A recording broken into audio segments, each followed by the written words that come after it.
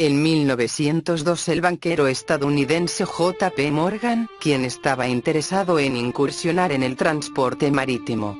Fue con el dinero de Morgan que se crearon los tres grandes barcos de la línea Olympic que le darían fama a White Star Line, el Olympic, el Titanic y el Britannic. La verdad sobre el Titanic. Según su creador, el Titanic jamás podría hundirse ya que era el barco más fuerte de su época. El Titanic iba con rumbo a Nueva York con más de 2.200 personas a bordo, de las cuales más de la mitad falleció de hipotermia o porque se ahogaron. Pero no solo eso recordamos del Titanic, sino también de los valientes músicos que se quedaron hasta el final y muchas otras características de este. Podemos mencionar que era un transatlántico muy lujoso equipado con la mejor tecnología de su época. ¿Qué significa RMS Titanic y cuál es su nombre completo? El RMS Titanic, por sus siglas en inglés buque de vapor de correo Real Titanic, era el segundo de una serie de transatlánticos de la clase Olympic, perteneciente a la línea White Star Line. Era un barco de pasajeros más grande y lujoso de su época. El 10 de abril de 1912 inició su viaje inaugural, partiendo desde Southampton, que 4 días más tarde, el 14 de abril de 1912 choca con un enorme iceberg que acabaría con un sueño de plasmar un nuevo récord. Se hundió la madrugada del 15 de abril de 1912, el saldo de este incidente fue de 1.500 personas y que se convirtió en uno de los peores desastres de la historia. Construcción. En 1907, en una fiesta celebrada en la mansión canadiense de William J. Pirrie, Bruce Ismay propone la construcción de 2 grandes barcos. Más adelante se agregó un tercero, que compitan con el lujo, el tamaño y la velocidad de los de las compañías rivales, especialmente de la Cunard, que en ese año había agotado los transatlánticos Lusitania y Mauretania. El 29 de julio de 1908 la White Star Line aprueba, en principio, el plan de diseño de los buques de la clase Olympic, preparado por los constructores Harland y Wolff, bajo la supervisión directa de Lord Pirrie, con la colaboración de su sobrino, Thomas Andrews. El 31 de julio de 1908 se firma la carta contrato para la construcción, en los astilleros de Belfast, del Olympic, el Titanic y un tercer barco, el Britannic, que se agregará luego. El Titanic tendrá 267 metros de largo, 28 de ancho y 30 metros de alto hasta el nivel del puente. El costo total de cada barco será de 1.500.000 libras, es decir, alrededor de $7.500.000. Esta cifra es impresionante para la época, si tenemos en cuenta que un operario del astillero ganaba 2 libras a la semana, es decir 8 libras al mes. 96 libras al año. Edward J. Smith, capitán del Titanic, y el comandante mejor pagado de la época, ganaba 1.000 libras al año. Las decisiones definitivas sobre el diseño, el equipamiento y la decoración, dependerán de J. Bruce Ismay. El 31 de mayo de 1908 se coloca la quilla número 401 en el astillero Harland y Wolff. Comienza la construcción del Titanic. El 31 de mayo de 1911 se bota con éxito el casco del Titanic. Presencian el hecho más de 100.000 personas. Es el objeto móvil, junto con el Olympic, más grande que haya sido construido por el hombre. Para que el barco corra por la grada del astillero hasta el agua, se emplean 22 toneladas de sebo, jabón y aceite para proteger el calzo sobre el que está apoyado el casco, de la enorme presión de 150 kilogramos por cm2. Los remolcadores llevan al Titanic hasta el dique donde será terminado. En junio de 1911 la White Star Line y el astillero Harland y Wolff acuerdan una primera fecha para el primer viaje del Titanic. Es el 20 de marzo de 1912. El 11 de octubre la White Star anuncia oficialmente en el Times de Londres, la nueva fecha para el primer viaje del Titanic. El 10 de abril de 1912. En enero del mismo año se instalan en el Titanic 16 botes de madera y 4 plegables de madera y tela. Los pescantes son marca Welling que están diseñados para poder utilizar cada uno 2 a 3 botes. Esto se hace así por recomendación del diseñador original del barco Alexander Carlisle, que para esa época ya no trabaja para Arland y Wolf, como una medida de economizar y no para dar mayor seguridad al barco. Él había previsto una dotación de 64 botes salvavidas, que habrían sido más que suficiente para alojar a los 3.547 pasajeros y tripulación que el buque podía llevar. Según las disposiciones del British War Doctrine, los 20 botes del Titanic superan en un 10% los requisitos exigidos para un barco de ese tamaño. La verdad sobre el Titanic. Desastre, iceberg a la vista. Después de una breve visita a Cherburgo, el Titanic salió de Queenstown, Oraco, Irlanda, durante la noche del jueves 11 de abril de 1912 y entró al Atlántico, en aguas que el veterano capitán Smith conocía muy bien. Navegó constantemente hacia el oeste sin ningún incidente. El mar estaba calmado y el clima despejado aunque muy frío, al grado de que la temperatura bajó dramáticamente durante la mañana del domingo 14 de abril, y varios mensajes recibidos por el operador de radio del Titanic advirtieron sobre el peligro de encontrar icebergs. El barco proseguía su marcha a toda velocidad y sus luces titilaban sobre el agua oscura y tranquila. Sus máquinas lo impulsaban a una velocidad constante de nudos. De pronto, justo antes de la medianoche, un vigía gritó: «Iceberg al frente». Se dieron órdenes desesperadas para hacer girar el barco hacia el puerto, pero era demasiado tarde. Cuando empezaba a girar, un inmenso iceberg raspó su estribor a todo lo largo y luego se deslizó a la popa y se perdió en la noche. El capitán Smith estaba en el puente antes de que su primer oficial Murdoch pudiera comunicar la orden de «paren máquinas». Ordenó cerrar herméticamente todos los compartimentos estancos y luego pidió al cuarto oficial Boxall que hiciera sondeos.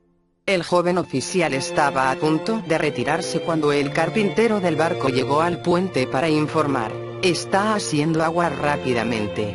Los pasajeros que aún estaban despiertos no se dieron cuenta de lo que ocurría, porque el impacto había sido suave.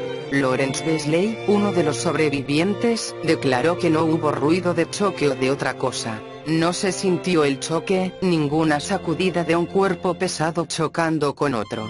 Sobre la cubierta, y no obstante el intenso frío, algunos pasajeros entusiasmados sostenían una batalla con bolas de nieve, usando el hielo que el mortífero témpano había depositado durante el breve encuentro con el barco, mientras que otro pasajero, que no quería dejar la comodidad del salón de estar, alargó un vaso y pidió a un amigo que viera si había llegado un poco de hielo a bordo.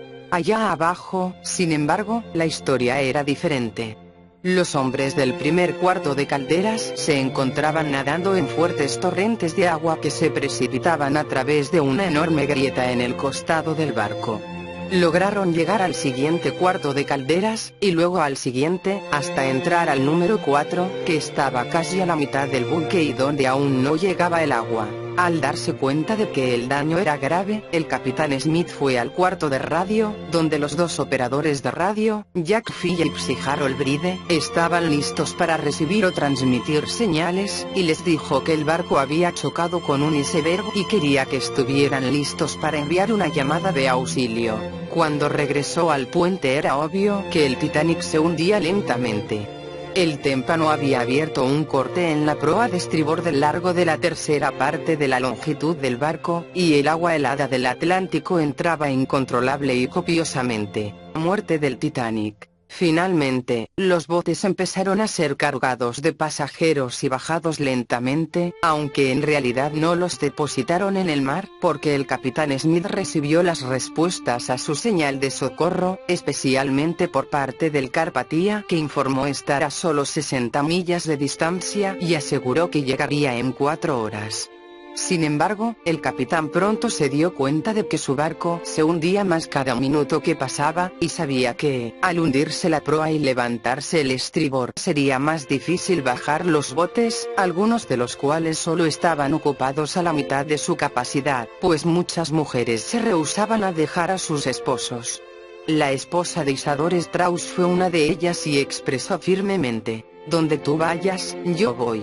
Así, permanecieron juntos, y murieron juntos. Mientras los botes chapoteaban abajo, las notas de Nyarerma y Potope flotaron en la noche, emitidas por un grupo de músicos del barco que se había reunido en la cubierta con sus instrumentos. Algunos pasajeros se unieron al canto, otros miraban fijamente sobre el costado del barco para echar una última mirada y prolongada vista hacia los rostros de sus seres amados antes de que se volvieran indistinguibles en la oscuridad. Las tripulaciones de los botes salvavidas estaban integradas casi todas por camareros y fogoneros, pues los oficiales y casi todos los marineros permanecieron a bordo para ayudar a los que se quedaban. 2 horas después de que chocara el transatlántico, el capitán Smith ordenó: abandonen el barco. Cada hombre por sí mismo. Él permaneció en el puente y no se le volvió a ver. A pesar de la orden, Phillips y Bride aún estaban transmitiendo, urgiendo a los barcos que venían en su rescate para que se apresuraran, hasta que la energía falló y salieron a cubierta. Los de los botes miraban hacia atrás al imponente barco que se hundía.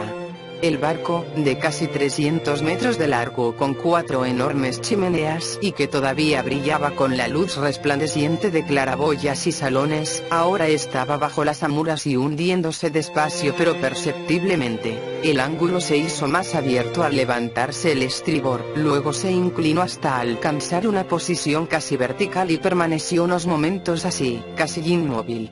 Al balancearse, todas sus luces se apagaron de repente y se produjo un profundo estruendo cuando toneladas de maquinaria se cayeron y rompieron hacia la proa.